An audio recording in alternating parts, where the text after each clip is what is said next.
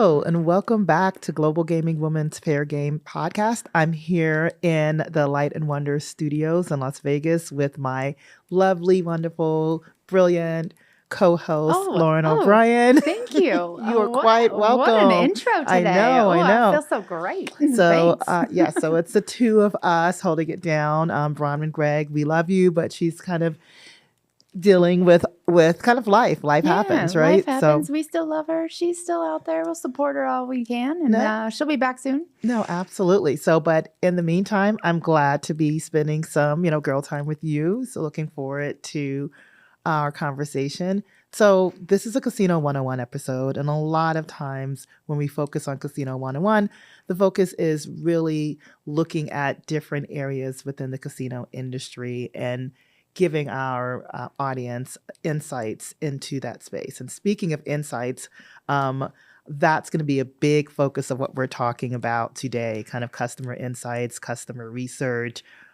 just getting that information about the customer experience direct from them.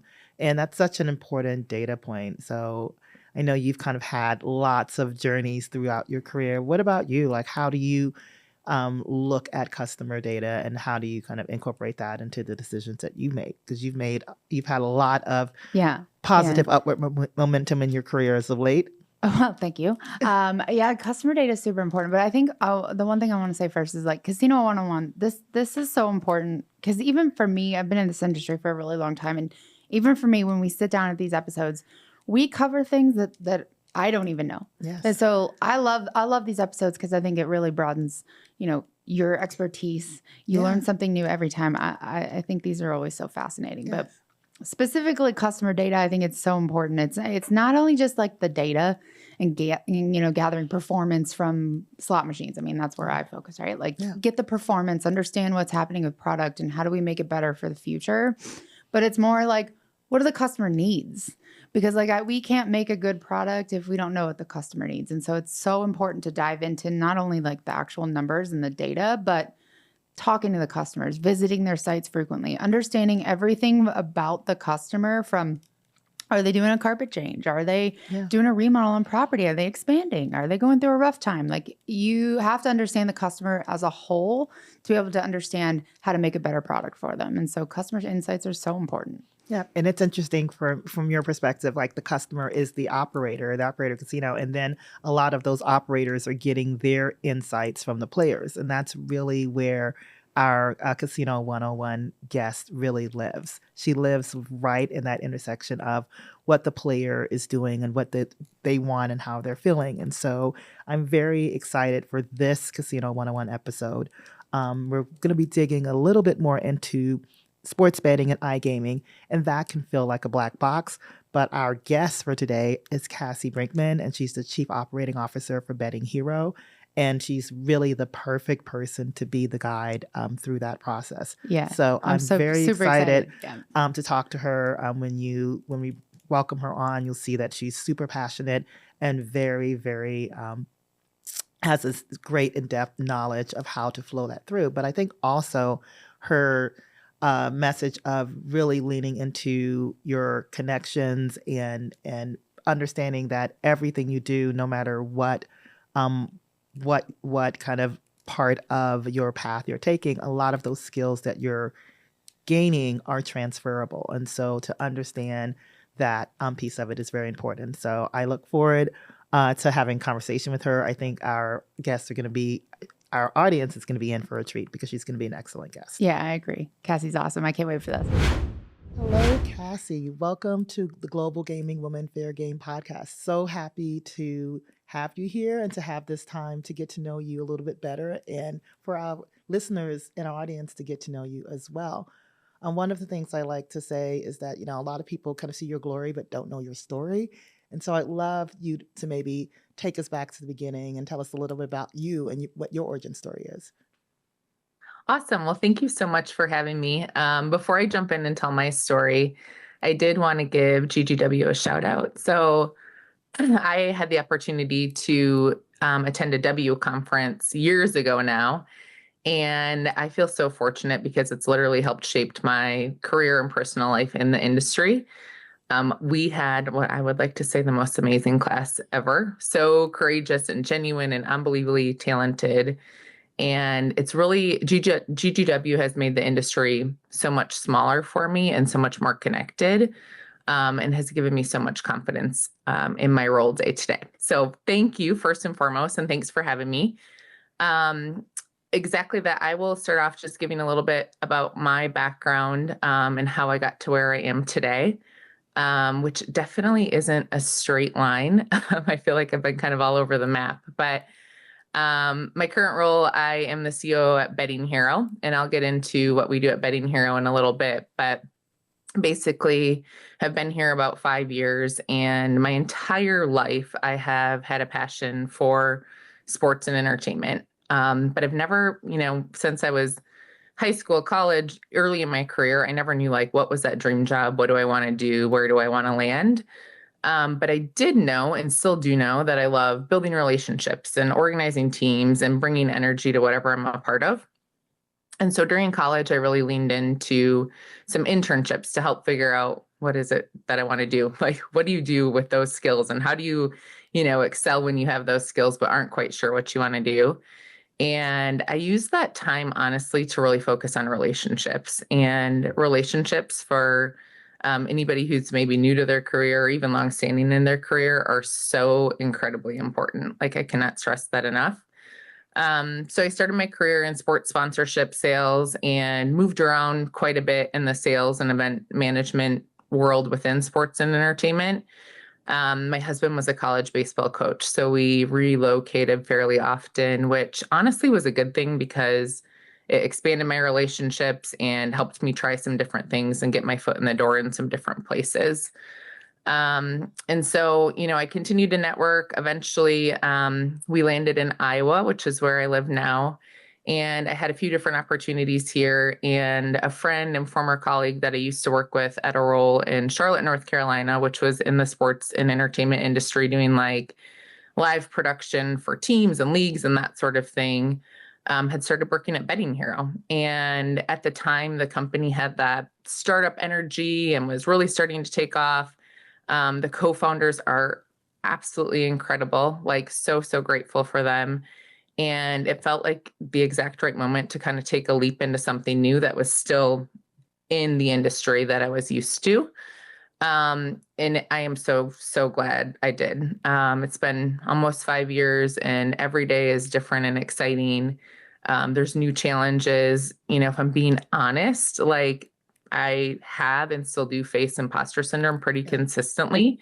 I think it's something that is fairly normal, but a lot of people don't recognize that it's happening. And like sometimes I'll sit back and I'll be like, oh, did I just like lead that panel or did I just make that decision for the entire company? Like, what is going on here? But what I've had to focus on, and honestly, GGW helped me at the W conference figure this out, is like, you have so many transferable skills in life that like every single day you use, whether it's being a friend or being a mom or, being a COO, whatever it might be. And like, if you really lean in on those skills, you're going to succeed and you're in the right position to do what you're doing. And then also you think about the team underneath you and the team around you, whether it's internal or external, and leaning into those resources. And you're like, okay, we can accomplish this. Like, I'm not an imposter. I'm here for a reason. And so I always like to mention that because I think sometimes it's not talked about enough that people feel that way. And at the end of the day, those transferable skills and those relationships are actually what's, gotten me to where I am today and led me to be successful. And I'm so grateful for this industry and this opportunity because it has pushed me outside of my comfort zone a little bit, and has given me, a really unique perspective, that I can take not only from my career, but into my personal life as well. So ultimately, the people, the relationships, like the things we learn from one another all helps us better understand and serve our customers, which is a lot of what we're going to be talking about today. Yeah, I feel like I listened to a TED Talk. You touched on so many important things. So this is part of our Casino 101 episode. And, everything from the importance of relationships and understanding that skills are transferable. And then I think what you said and started with GGW is I want to thank you for that as well, because I feel like what you've expressed are what so many women feel. And we're Mhm. celebrating a milestone anniversary this year with GGW. We actually started the podcast this season talking about that.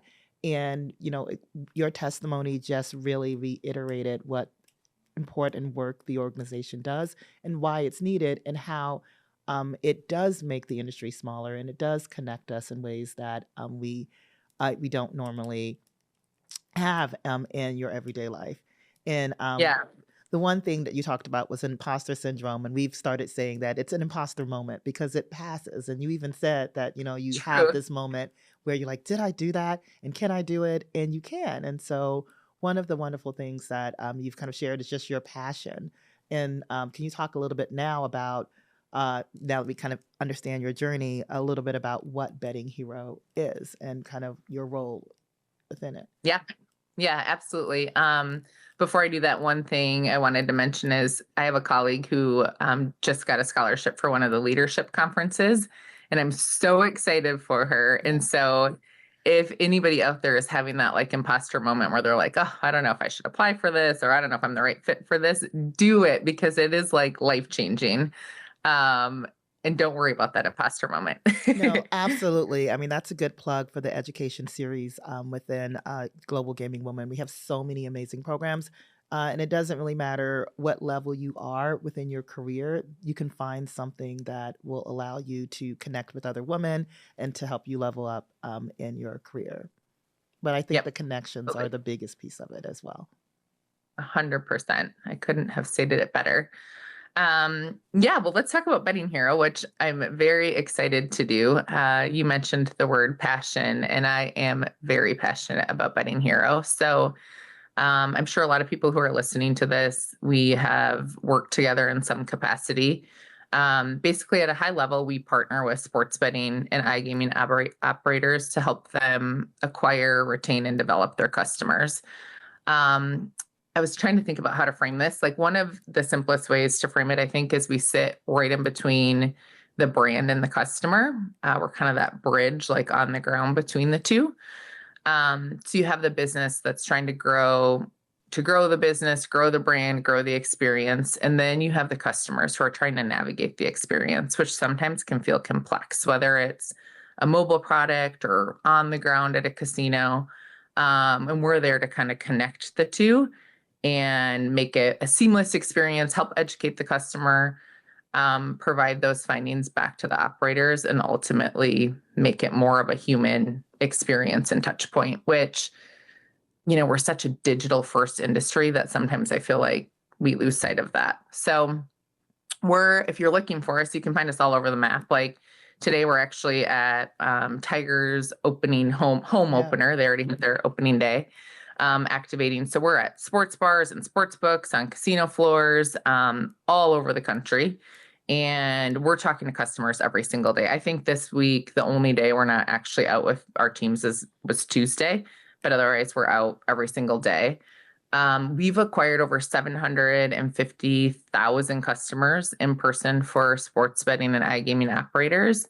And even more powerfully, we have interacted with over 5 million customers. So Yeah. it's not just like seeing data, it's actually hearing directly from people in real time, which honestly is the most important thing to sorting through, like, what is the disconnect in this customer experience journey. And I think that's really our unique differentiator. Like, we are real human interaction at scale, which I think technically we could be classified as an affiliate. I think about affiliates a lot of times as a very digital forward, kind of thing that happens in the industry. And And I think, can I stop you right there? Because yeah, this is Casino 101, I always kind of want to find teaching moments. So can you explain what affiliate is to maybe people that aren't familiar? yeah, that's Yeah. actually great. So, affiliates are actually marketers who help market a brand. So, if you think about, I guess maybe translating it to common day terms, if you're on Instagram or social media of sorts and you see an ad from an influencer, they're technically an affiliate trying to market and drive customers back to whatever brand it is. And in our industry, affiliates are doing the same thing for obviously people in the industry. So if you think about, there's a lot of digital like podcasts or tools or, let's evaluate the odds. Those are all affiliates pushing people back to the brands to activate them as new customers. And we're doing that same thing, but we're doing it in person. Does that help? That's perfect. That's perfect. And you kind of answered this question as well. But what makes Bedding Hero different than what anyone else is doing? I mean, and you talked a little bit about it, but I'd love you to expand on that a little bit. Yeah, absolutely. So the biggest thing is we have kind of two sides of our business that work so closely together. So we have a team who's on the ground doing live activations. We have over 1,000 contractors, 30 full-time employees. And I do have to mention 60% of our workforce is female, which is amazing Love and that. not super Yeah. common in this industry. So I'm really proud of that. And our team is obviously diverse well beyond that, which actually really shows up on how we're able to engage with customers. So when you think about the customer experience, there are people of all sorts who we're interacting with, people who are super savvy on technology, people who have multiple sports betting apps, people who are terrified, have never played an online casino game or placed a sports bet in their life. And part of the benefit of our diverse team is that we can kind of meet the customers where they're at and make sure they're comfortable with the experience. They trust whoever they're interacting with, which makes a big difference. It's like you see somebody who maybe you can relate to in some capacity, you're nervous or feeling uneasy about the experience. And all of a sudden it's like, oh, I trust this person. I'm going to tell them what's challenging for me. They're going to help me through the experience. And then what's unique is that we're in person doing that. We're getting these real insights from the customers all the time. And then, sometimes it's like not a specific data point. Yeah. It's like this customer saying, I really wish that we had this feature on the product, or this was complicated for me because X, Y, and Z, or I feel this makes me feel really vulnerable because I have to put my social security number in. Like all of those comments are so helpful when we're trying to gather feedback. And then we have a research team who does everything from like usability testing to competitive analysis, promotional tracking. And they're able to take everything that we learn on the ground and take that as like kind of a feedback loop back to the operators. Here's what we're hearing. Here's a product issue that we see. Here's something that could be improved to be, competitive with others in the space. And so it basically allows us to take like real practical information from customers and make recommendations, which is not extremely common in the space. And it is so extremely powerful for the customer experience. And so that really leads me to my next bigger question and kind of pivoting over to customer experience. What does great customer experience actually mean in this space? Like I'm sure, like listening to the, countless touch points in ways that you've been able to connect with players. What does that look like? And does it differ between, if you're looking specifically at women? Absolutely. It is honestly like such a broad term in the space in general. And I feel like that's part of the challenge, right? Like if you think about when you walk into a casino or a sports bar, really anywhere, and you think about everything that's hitting those customers, it is, I mean, in a sense, it's overwhelming. And you're like, okay, what do I focus on? What am I supposed to do here? And everybody's like expectation around experience varies so much, which I think is what makes it so challenging.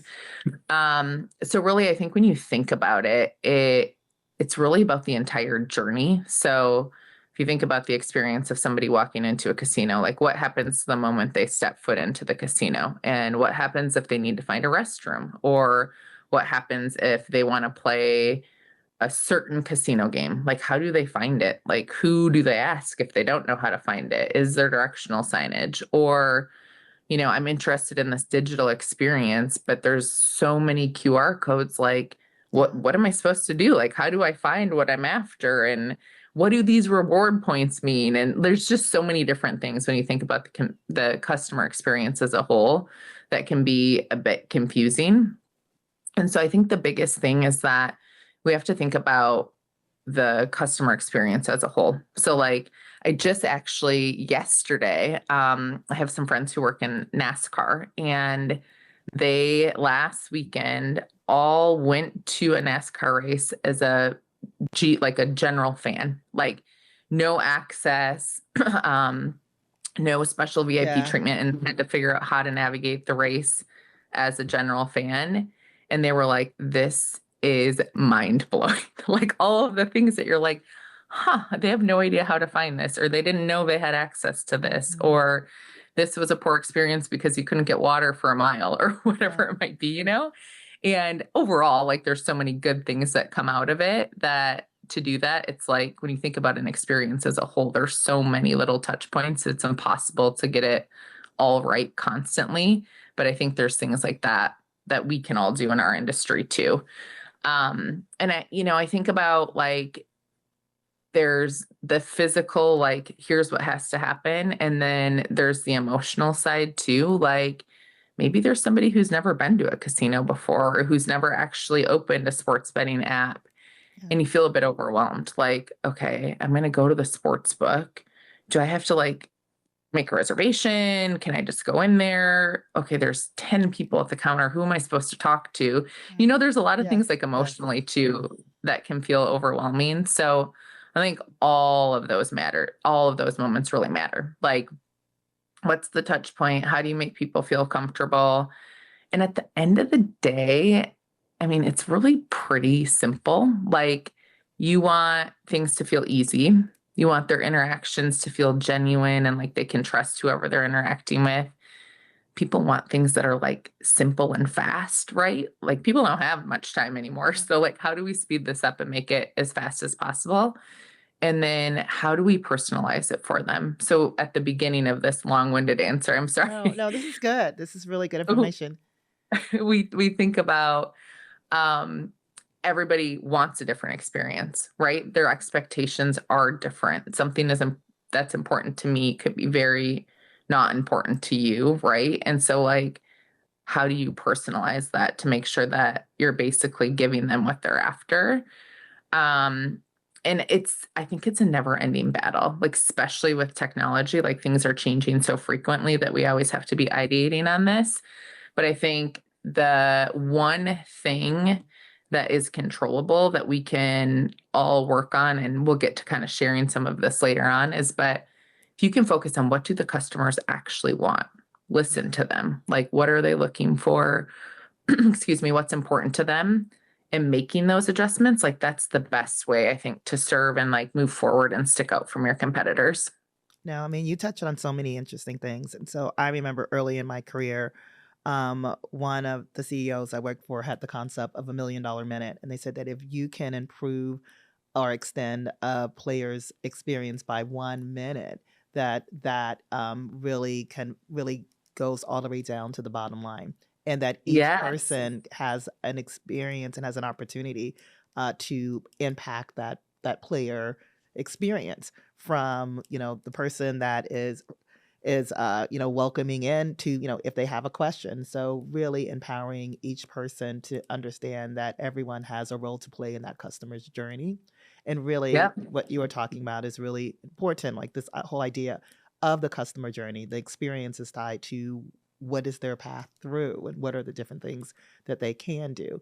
And for me, it's interesting because there has been this for kind of UX and UI design. When you're doing it digitally, that is really part of the design process, pulling that in. And then it's a little bit more organic when they're in person versus online. So lots of different Yep. nuances. But you touched on, as you ended, a good transition point which is around knowing the customer and knowing what the customer wants. And I understand that's only half the battle, but that really kind of helps you define what the things you need to act on. So if we want to kind of get a little bit more into kind of some of the insights that you've been able to glean, like Yep. yeah, I would love to kind of talk about that. Yeah, absolutely. You make a good point too. Like, one of the things that I think is kind of a simple thing to remember, but gets lost somewhat frequently, is like every single customer is so important. Like, I think it's easy to think about groups of people instead of like the individual being important, because it's easier to accomplish more at scale with a group. But just thinking about like, okay, this individual is just as important as this individual for different reasons, likely, I think kind of helps think about how you're going to focus on getting the insights that you're after. So Yeah, no, and so one of the things too, just to kind of refine my question for you, one of the things that you talked about is just betting hero and the fact that you're having hundreds of real conversations with customers every day. And so yep. from that, what type of insights surface that traditional research can't? Yeah, that's a really good question. And honestly, it's a huge benefit, and I've touched on it a little bit, but we're getting real candid Yes. feedback from these customers, which, if you send out a survey or you're asking for feedback, via a CS chat or something, you're going to get things that are valuable. But interacting with thousands of customers every single week, helps us get things that we might not uncover otherwise. And sometimes it's like, you'll interact with 10 customers and they all experience the same, like, not ideal customer experience. Like, oh, you have to scan your ID and your birth date populates, but then you have to scan it again. And it's just like a glitch that, maybe nobody knew about because you're not interacting with all of those customers. And that's kind of like, okay, we get to observe the customer behavior in real time. So where do they get stuck? Like, what is confusing?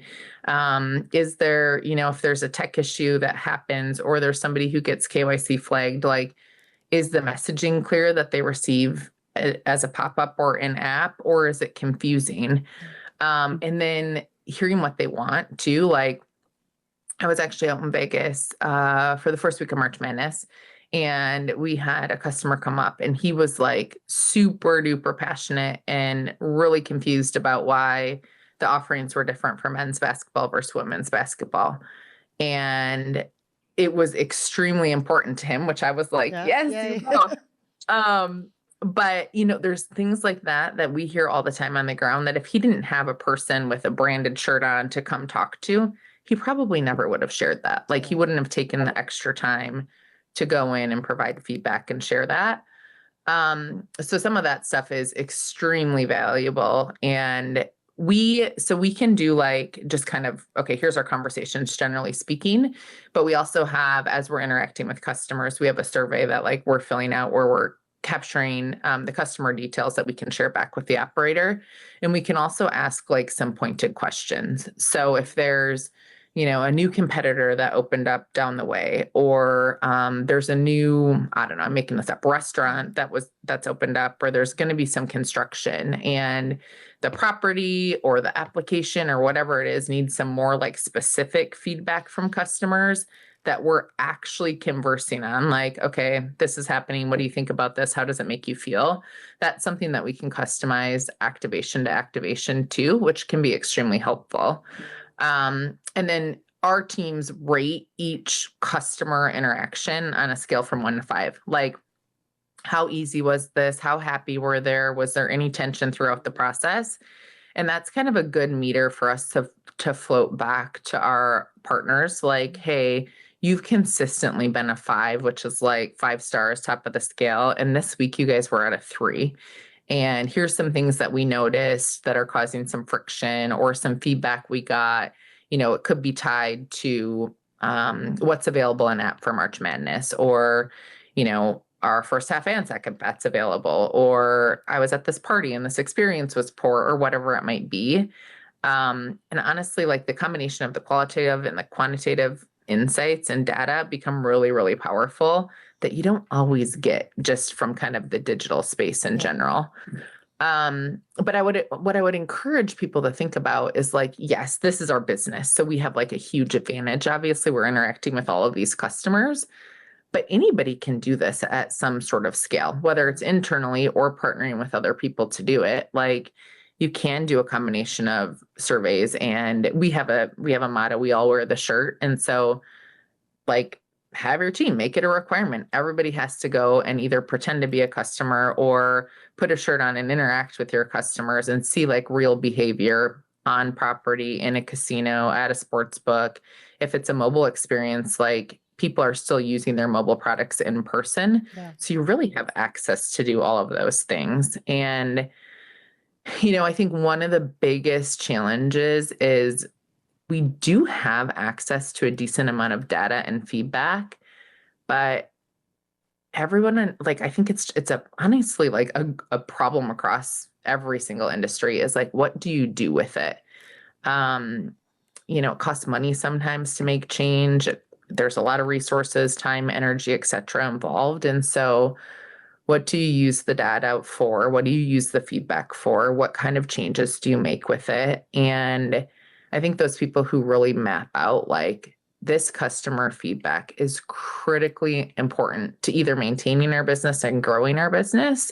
And we need to map out a plan to make sure we're considering it, weighing the pros and cons, right? Sometimes it could be like this impacts 1% of customers and it's going to cost us $10 million. Doesn't make sense. But if it impacts a large percentage of customers and can make the world of difference in experience, it's really important. And I think that that is another key differentiator between those folks that are going to have that extremely custom, positive customer experience and are going to continue to elevate in the space. And the cool thing is like, anybody has the opportunity, like whether you're a small company or a large company or, you know, what your resources are limited to, there's a way to do this at scale for everybody, which doesn't necessarily put anybody at a disadvantage, which is the cool part about data and insights. No, and you said so many things that are one, just personally interesting and kind of aligned with how I think about things. But and you almost kept on you almost answered these and you did to a certain extent. So I want to kind of dig into some of the questions that you had that you were asking, Sure. which are like, how do you take what you're hearing on the ground and how do you turn it into something that operators can actually use? And with that, you know, what are the biggest things that operators are missing that they really don't have time, you know, to make that connection with direct to consumer? And because you made the very important point of like, there's all this information, but how do you take it and distill it and then kind of turn that into operational insights that you can actually change and improve your business for? Yeah, that's a good question. You know, I think you get all of this feedback. And when you think about the industry specifically, like there's general things like product enhancements and then improving the property experience, like more signage, things that kind of seem straightforward. But I think a lot of it comes back to like, what is that personalized journey? So like, you know, if you think about some of the things that have already shifted in the space, if you go to a slot machine, now you can put your player's card in and there's a personalized experience of sorts, even if it just says like, here's your balance and here's your reward points. And maybe it says your name, like that is improving the customer experience. Hey, they know me, they care about what I'm doing. Like I feel good about this. Right. And that's kind of like standard now across the board. But I always think about like, how cool would it be if you were at a slot machine and you were playing a game and you went home, and let's say it was Huff and Puff. You're playing Huff and Puff. You go home and you get an email that's like, continue your play here. Here's a little bit of a bonus maybe, or like something that's like, hey, I see you. I see that this is important to you. Now that would obviously vary if you're in an iGaming state or not, but you could do that across the board. You're at the sports book counter and you place a bet on the Badgers. Go Bucky, although they didn't have a great season. And you get home and maybe the next time you open your app, like that is like NCAA men's basketball is the first thing that's served to you. Like I saw you just placed a bet on this. This is obviously important to you, something that you're passionate about. Like, how do I make this easy for you? And so I think the challenge can be compliance a bit, right? And resources and what does it take to do this? It's really easy to say this, and it would be amazing if we could snap our fingers and all these examples could happen. But I think there's steps to get there, like in the interim, and then those steps will help you gather the additional information to figure out what is important. Like, is just a tailored offer that you get in your email afterwards just as powerful as, you know, the app curating that I'm a basketball fan and it's going to pop that up? Or Is it that when you're on the ground, you open up your mobile app for property and there's an app that shows you where every game is on the casino floor? Like, does it make it easier? Do people get to where they want to be faster? And I think kind of big picture, one of the things that's a challenge across the board in the industry is just like the omni-channel experience and connecting. If you're on property, what is your experience when you go back home, and are they similar? Is the quality of the experience similar? And there's a lot of these little touch points that I talk about, I think help bridge that too. Like if I am, using a mobile app and I'm on one of their casino properties, for example, do I feel the same way whether I'm in person or I'm in the mobile app? And if not, what is the disconnect, and how can you make sure that whatever is a more positive experience is seen through both I'm in person or I'm using the mobile product? So I don't know if that helps or that answers your question, or if there's No, additional. it does. It does. It kind of also leads into some of the things you're talking about around retention and personalization, because a lot of that data and a lot of the information really, that's kind of really the intent. It's like, how do you aggregate the data and understand what are things that are trends that that you can use to better the business, but then also on a more individual level, what are the things that you can do from personalization to help drive retention? And so, how does Betting Hero kind of fit in that space in terms of helping to drive retention? Because I know that's one of the biggest challenges in this Yeah. industry, the churn. Yeah. Yeah. I think one of the biggest things is like this feedback that we get on the ground is so extremely powerful and helps operators think about the experience in a different way. I keep coming back to this, but like the simplicity of the experience for the customer is really important. And I think there's a fine line with personalization. Yeah. So I was just talking with somebody about this the other day. Like rewards, for example, used to be really, really simple. Like anybody could understand it. You collected rewards points, you knew what you could redeem them for. And there was like a call to action a few years ago where it was like, we want a more custom experience. We want more choices. We want to be able to pick more things. And I think now a lot of rewards programs are so confusing because Yeah. there's so much personalization that it's kind of gone too far. And so when you think about personalization, I think there's a line around personalization, and it shouldn't come at the expense of simplicity. So it's almost like we're going back to the drawing board. Like, what rewards programs are the most powerful right now? Ones that people kind of feel gamified. They feel like they're accomplishing something, and it's easy to understand. Okay, I have 100 stars. I can get a free coffee. Great. Or, whatever it might be. So I think like hearing what the customers do want and thinking through the lens of personalization, but making sure that you take the time to strategically map out how is this going to move the business forward, and how is this going to move the customer experience forward. And if there's questions about it being clear and productive, I think you need to take a step back and maybe gain some additional information. One of the things that we do often for operators is we have a database of about 10,000 and growing real casino players, for example, that aren't people who just like complete a survey, who maybe have played a casino app once. And we'll do like sessions where basically we'll ask them to go through different journeys within an app, for example, and provide their feedback. So like, I am an avid casino player. I play on multiple different platforms. Here's what's great. Here's what's complicated. Here's what I would like to see. If I could personalize my journey, here's what I would want to see. And so I think there's ways to gather like high level insights and information, and then there's ways to dig in even deeper. So I don't know, like if an operator got feedback that the functionality of your search function is not great or something like that, like, okay, let's take it a step further and spend some extra resources to really dive into that. So when we do make adjustments, it's actually accomplishing what the customers want to hear. Or the CRM and the comms after somebody, registers for a new sports betting app, like what is their experience for the first 30 days? Sometimes we'll see where, that customer will get an email from whoever the sports book operator is. They'll get a separate email from the rewards company. They might get 3 bespoke offers on the same day, and it's overwhelming. Like, it's hard to understand. And then other times you might see that they don't get anything, and there's like something going on in like how the CRM is calculating things and sending things out.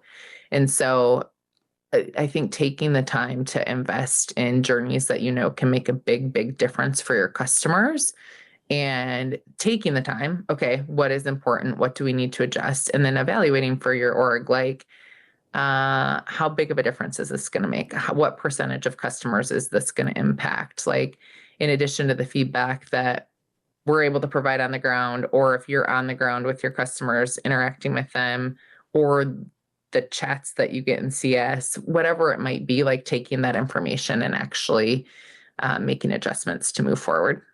I mean, you touched on one thing that is really key, and I feel like it's the same challenge that people have with technology. You have all this data, and sometimes you want to show how smart you are, and sometimes you want to be able to use the newest technology. But you've said it a number of times, and so I'm just going to reinforce it that the simplest path is the best path, because in a lot of times there's so much information and so many things that people are processing on a daily basis anyway, that Yeah. if you can make it simple and easy and straightforward, that's usually the best path. And that's I mean, if I'm getting a lot from kind of everything that you're saying, that's coming through loud and clear. Yeah. And honestly, that's why I have to live my life, or I would be like dead. It's like, I'm like, okay, how can I do this in the most simple fashion? Like, what is going to take the least amount of time, but be the most effective? No, and this has been a great conversation. I have lots of additional questions, but I also want to be mindful of your time. So I'm going to ask a few more. But Okay. one is, like, if you could change one thing about how the industry uses data right now, what would that be? That's a great question. I think the biggest thing is just like more connection of data. I don't know how to say this eloquently, but a lot of times within teams, our team, operators teams, cross companies, there's just a disconnect of, there's like silos within the org. So, maybe I have some data that's really powerful to my colleagues over here, or you have some data that's really powerful to another team at your company, and it doesn't get shared, Yeah. right? And it's like, it's not intentionally not shared, but I think sometimes there's just like a lack of sharing of the data and the insights, and it can be internal, external, across the industry as a whole.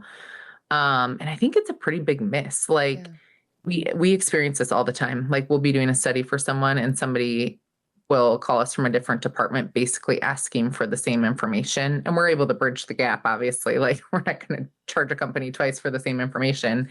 But it's like there's a lot of times strategy happening that is working towards the same end goals. And there's not necessarily a connection that multiple departments are working on the same thing, which can be good, right? Like, if you're getting different perspectives, it's okay if you have multiple departments working towards the same end goal, but making sure that you're sharing the resources and the data that you have. And then the other thing is, like, sometimes I feel like we sit on data just because, like, a resource and a time standpoint. And there's a lot of data that becomes dated pretty quickly. And so I think there's a little bit of a balance of strategically thinking through what do we need to do with this data, but not letting it sit too long where it's not relevant anymore and you're starting from scratch. And so that's kind of two things, like silos and then making sure it's timely, would probably be the two things to your one thing. No, that's perfect. And so, bringing it back to kind of our Casino 101 for focus, it's really to help people understand opportunities out there and navigate. So, if someone is just getting started in sports betting and feeling a little bit intimidated about the process and listening to everything that you're saying, and it's blowing their mind, what advice would you have for them? Yeah. So I think if you're like an operator in the space, or you're a game provider in the space, really anything, is like, spend the time getting to know what your competitors are doing.